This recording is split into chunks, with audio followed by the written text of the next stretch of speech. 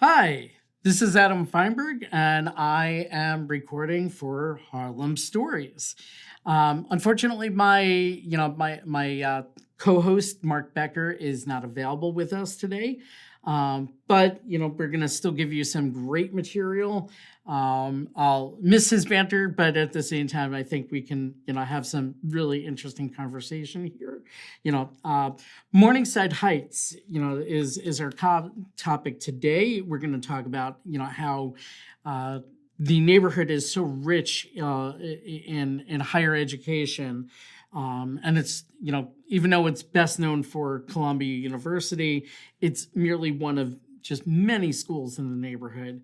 By the way, we are now going on episodes that are bi-weekly, rather than the weekly schedule, because to try and give you great quality material, it does take a tremendous amount of time to come up with the topics and the raw material. So I really want to deliver some great material for everyone to listen to, and as a result, that takes a little longer. So we're going with a bi-weekly schedule going forward. So back to our topic, Morningside Heights, and we've had multiple episodes and some of the history of it, and some various different intertwining effects. We're past the now release of the movie Oppenheimer, and we talked about how the Manhattan Project and the nuclear. Some of the nuclear, research, had taken place in Columbia and Morningside Heights as a result. And there was a forgotten nuclear lab that has not been active in that nuclear testing lab that has not been active in that capacity for quite some time. But ultimately, the neighborhood is actually quite rich, and in academia. There's parks to the east, there's parks to the west. There's also, Sakura Park, just a bit north of the main campus, south of the new campus. Just going back a little bit, technically, Morningside Heights is part of West Harlem. West Harlem, which is made up of the three neighborhoods of Morningside Heights, Manhattanville, and Hamilton Heights, all part of Community District 9. Many people tend to characterize the neighborhood as part of the Upper West Side. If you're going back in time, it was until the late 1800s when Morningside Park was finally completed. Morningside is now considered part of the Bloomingdale neighborhood, which is run from 96 to 110th Street and west of Broadway. Which that neighborhood really does feel like an extension of the Upper West Side. And then we can obviously tie back, some of the neighborhood connections, in history going further back. We had an episode where we discussed the Battle of Harlem Heights versus the British. It was George Washington's army, and that was in September of 1776. While America declared its independence from Britain on July 4th, 1776, the war actually didn't end until later on. And the most intense fighting occurred in a sloping wheat field, now part of Barnard College, with George Washington leading the Continental Army. And you can find a plaque commemorating this at the gate of 117th and Broadway, so that still remains, on site. If you're going back to Morningside Heights and that early history over there, back to the early 1800s, early to mid 1800s, I'd say, the neighborhood was largely undeveloped except for Bloomingdale Insane Asylum and the Leek and Watts Orphan Asylum. And actually, I know when it might be good for us to bring in on a later date. One of our Elgrin agents actually has a family member tied into that original orphan asylum. So, maybe we can get him in and discuss that in an additional episode. Um, So in 1842, the Croton Aqueduct was opened and was above ground in the neighborhood. A gatehouse for that aqueduct still exists at 113th in Amsterdam. And I know that we'll talk about the remnants of the Croton Aqueduct in an additional episode at a later point as well. The landscape designer Frederick Law Olmsted, who most people, if they are familiar with his name, are familiar with, creating Riverside Park and Central Park. He was hired in 1873 to 1880 to, as I said, design Riverside Drive as well as Riverside Park. And along with Calvert Vaux, he also designed Morningside Park, completed in 1895. This team of Olmsted and Vaux, the two of them designed so many parks and public spaces throughout New York City. Their influence is still felt today, and many of the spaces they designed, back then are only slightly changed, if much at all, over the years. But what's interesting in that era of that early to mid 1800s, if you looked at around 110th Street near Broadway, before Bloomingdale Road, which is now known as Broadway, it was widened and straightened, and at that point in time, it was known as Dixonville, since it was the Dixon family that put up the wood frame houses. And it was specifically meant to house at that time German and Irish immigrants. And, as a result of, these being, immigrant areas and, there was need for entertainment, saloons and dance halls started popping up and, was a popular destination for younger crowds looking for a beer and a show. And of course, during that period, attracting some vaudeville performances. It was compared to Coney Island, and some even began calling the area Little Coney Island. I didn't even know that actually until I actually started, looking at, the material and started going through that. So that would kind of surprise me a little bit. And if you look at the late 1800s to early 1900s, you started having new construction apartment buildings or apartment homes in Morningside Heights. And most of it was actually just designed by just a few of the pre-war architects of their era, and it was just a few firms: the Paterno brothers, George Pelham, Neville Baggy, and the firm of Schwartz and Gross. So those few architectural firms, they were just they were the superstars, and they actually did so many of the buildings. Well, if you go to the, start going to the mid 1900s, beyond time period, the city saw decay in the late 1950s, and the revival kind of started in the 1980s to a degree, but it was really the 1990s that really experienced huge improvements. Now, I went to NYU, in the mid 90s. Back then, I was warned that if you go to visit friends up at Columbia, that it could be a little rough. But it was at that time that the neighborhoods were changing so dramatically. And and it's interesting because you talk to old time New Yorkers, a lot of times they're like, yeah, you don't go above 110th Street, and so much has changed over the decades. I get people that hadn't visited in like 10 or 15 years, and they're surprised just how much it's changed even since then. So from that period, onward, we've started actually seeing quite a bit of improvements in terms of academics, and I think that's really at this point what Morningside is best known for. There's actually, and I knew this previously, but until I started really just putting a pen to paper and really started working on this episode, it really didn't occur to me that there's actually 7 major schools, for higher education. And keep in mind that Morningside is pretty short neighborhood as a result. It's not that many blocks. It goes from roughly about 110th to 125th. That's only about 15 blocks long, and it's only a few avenues wide.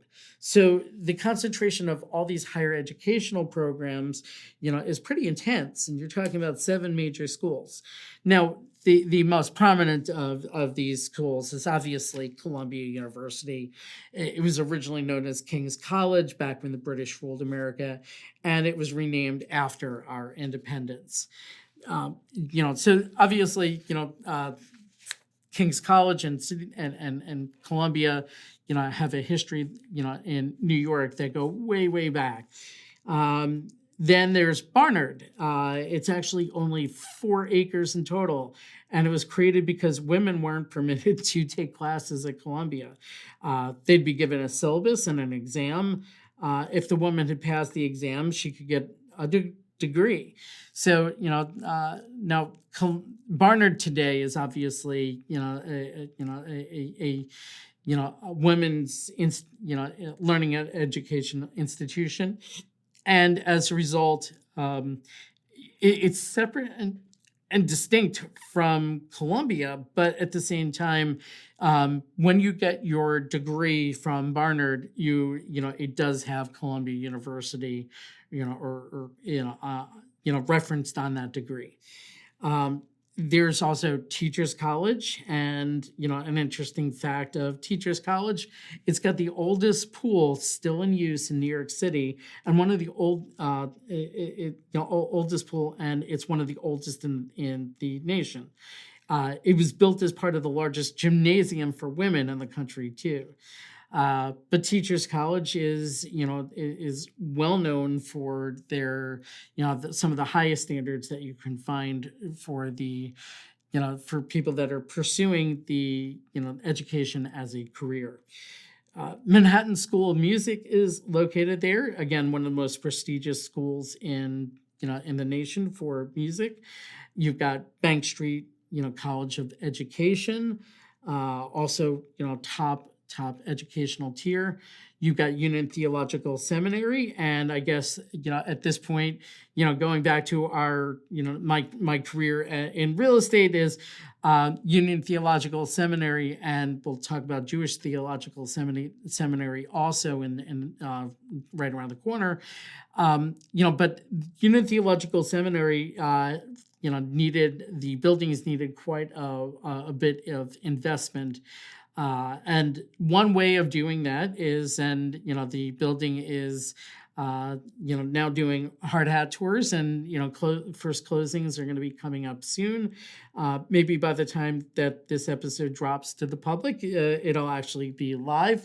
But Union Theological Seminary, what they did is, in order to raise money to maintain their buildings, they've agreed to allow a developer to build condos above one of the university buildings. So the lower, I believe, the building name is called Claremont Hall at 100 Claremont Avenue. And I believe the building actually starts, there's a lobby level, but then it goes, above that, floors 2 through 9 are part of Union Theological Seminary, and floors 10 on up are for the condominium. So it is a luxury building, absolutely beautiful. But it's just important to know that that's the current connection with real estate. Jewish Theological Seminary America is literally around the corner from Union Theological, and they went and took a slightly different approach to the same issue. As the buildings needed modernization and updating and maintenance, and they sold a parcel to a developer, and that property is now Vanderwater. And between Vanderwater and Claremont Hall, they're both excellent luxury buildings. Something that was kind of I actually believe was needed, because most of the neighborhood, especially with shortage of housing with Columbia and all these educational institutions, people coming from all around the world. There was always a shortage of housing in that area. People wanted to be close by. So, this adds quite a number of housing units to the neighborhood, and it was an interesting and unique way to do it. Other notable institutions, that I think are worth mentioning in this episode is the Cathedral of St. John the Divine. It's actually the world's 6th largest church by area. It's considered unfinished, with only about 2/3 of the original plan completed. Yet at the same time, it's the 6th largest church in the world. So even as it's still remains incomplete, it's still massive. Work began on the cathedral in construction on it in 1893, and builders unexpectedly hit deep soft shell pockets instead of the expected bedrock. So they kept drilling deep shafts until they hit bedrock and then filled it with concrete. The 600-foot long cathedral opened in 1941. Obviously, there's a big difference from 1893 to 1941, so it took them a long time before they could actually open it, because the soft ground. But when it did open in 1941, it was the 2nd largest in the world, behind St. Peter's Basilica. And then work stopped after the attack on Pearl Harbor, and didn't begin again until 1978 on the 2 western towers, which extended their heights by 150 feet. And yet again, it kind of helps explain why it's unfinished. Work stopped again in 1992 due to lack of funds, and in 2001 a fire pushed back any plans for finishing the remaining 1/3 of the plan. Well, that's quite a bit. I mean, as it's the 6th largest, and it was only 2/3 built. Crazy. So another interesting point about it is that Keith Haring, the artist, his last work before his death was The Life of Christ. There are 9 versions of this triptych cast in bronze, covered in white gold, one of which is located in St. John's the Divine's, the National AIDS Memorial. And occasionally on special events or such as like Open House New York, occasionally the cathedral will allow visitors access to its roofs, allowing for not only a unique vista of the city, but also for close-ups with some of its beautiful stained glass windows, some of which hold world records. So this is a pretty cool place, and this is coming from a guy that is not Christian. So occasionally, the campus of the cathedral allows visitors to stroll through a biblical garden where the different plants of all species that are mentioned in the Bible. I don't think the peacocks are there anymore, but I know that there were peacocks on site. There's 15,000 honeybees, and there was also the Peace Fountain designed in 1985 by Greg Wyatt. The fountain was created to mark the 200th anniversary of the Diocese of New York. It depicts the Archangel Michael embracing one of 9 giraffes after his defeat of Satan. There's also a lion lying down on a label, and the fountain's spiraling base represents a double helix of DNA. So this is, where, I guess science and faith, intersect, and I think that's pretty cool. another notable institution worth mentioning in Morningside, Riverside Church. And if you go to the upper floors of Claremont Hall, you'll actually get a up close version of it. It's the tallest church in the U.S. and the 24th tallest in the world at 392 feet tall. It's got the 14th largest organ in the world and numerous statues of scientists. So again, the intersection of science and faith. And believe it or not, the Riverside Church used to also have a bowling alley in its basement. I don't know what's since become of the bowling alley, but that's certainly unusual and unexpected to find in a church. One of the other awesome sites I mentioned, Grant's tomb, and we're actually going to have a whole discussion on Grant's tomb in a future episode, but it is the tomb of Ulysses S. Grant and his wife Julia. So when you get the trivia question, who's buried in Grant's tomb? Grant and his wife Julia. So that always tends to come up. Absolutely beautiful monument. The Parks Department, has a place where you can, get information on the site. You can take self-guided tours. It is absolutely spectacular site. And I think before we wrap up this episode, I got to get into pop culture a little bit, and we'll talk more about this in a future episode as well. Tom's Diner. So I normally, in most of my episodes, I'm trying to make things kind of timeless, so that if you listen to the episode a few years from now, then you'll be able to hear, some of the same, things and visit the same places that are mentioned in the episodes. So, I'm less keen on mentioning restaurants that might kind of change hands or names or go out of business or whatnot. But here's one that's really worth mentioning because it comes up in pop culture quite a bit. Monk's Diner in Seinfeld is actually based on Tom's Diner in Morningside Heights of Broadway and 112th. And it was also, famous for the Suzanne Vega song, Tom's Diner. So, of course, that is, the reason why I'm mentioning it. There's more to discuss on the building associated with Tom's Diner and connection to NASA, which we'll discuss in a future episode. But for now, I think this kind of gives you a sense and a good rundown of just, some interesting sites in Morningside Heights, along with it's not just known for Columbia, but, it's many, higher educational facilities that are based in the neighborhood. And considering it's a pretty small neighborhood, that's pretty impressive. Well, thank you so much for listening to us again. This is another episode of Harlem Stories. We hope to always bring you great content and interesting things. We're not historians, but we like to talk about history. So hopefully we brought some interesting points, food for thought for you. And, when you go to visit these neighborhoods or, maybe you live near them or in them, and, maybe we brought you something of interest to listen to. So thank you so much for listening, and we will speak to you soon.